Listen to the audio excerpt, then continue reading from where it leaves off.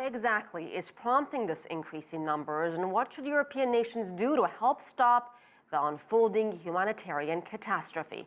I spoke earlier to Henk van Houtum. He's a professor of geopolitics in the Netherlands. They all probably all want to go to the European Union, and well, fairly, I would do too. If in many regions, the neighboring regions of the European Union, there's a war going on in many places like Syria, Afghanistan, and Iraq. There's a war going on, so many are trying to escape exactly those wars that the EU is also involved in. So yes, it will not stop. We should not be surprised that people will come to the European Union as well as to the United States. This will continue to be the case. So, Henk, it seems the problem is getting worse. 10,000 migrants have arrived on Italian shores just since this weekend. Seems like a big increase. The conflicts you're talking about, many of them have been going on for a long time. So why such big numbers?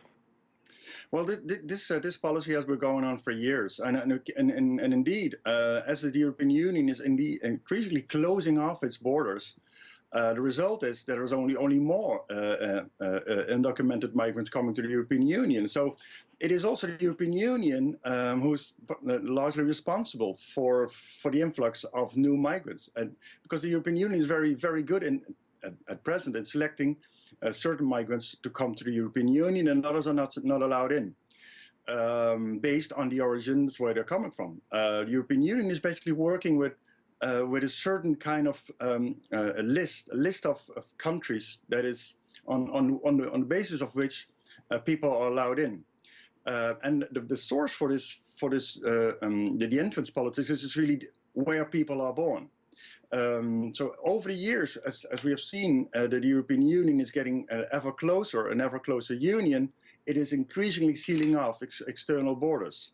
So the European Union should not be surprised at all that there is migrants coming increasingly in an undocumented way, because this is exactly the result of its own politics. So what is the solution here? Because you're saying this is partly the fault of the European Union for tightening its borders, closing its borders. So what should happen? Should they be opening those borders? Well, in short term, yes, of course. There is a humanitarian need. Everybody can see this. The Mediterranean now is turning into a huge mass grave. Over the years, 20 years or so, there have been 30,000 people have been dying in the Mediterranean. That is unacceptable by any standard. So the humanitarian drama is taking place right on the shores, right on the borders of the European Union, which presents itself usually as a light of beacon or a beacon and the kind of a democratic union with a large emphasis on human rights, and rightly so, but not when it comes to external borders. So yes, for short term, we should open up humanitarian channels for those people seeking refuge. And in the longer term, I think we do need a discussion, indeed, on this policy of the closing off of borders in our present day time. Yeah. Henk, I want to talk a little bit about the humanitarian situation on these boats. Some of these boats are absolutely obsolete. They have no safety equipment whatsoever. It's pretty much a fight for survival for many of these migrants on board these rickety ships.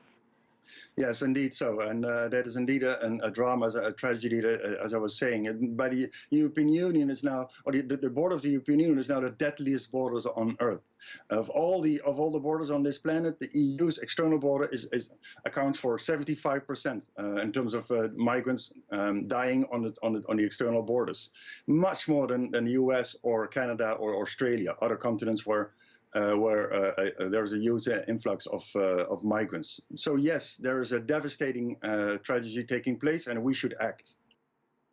Again, that was part of my conversation with Henk van Houtum in the Netherlands.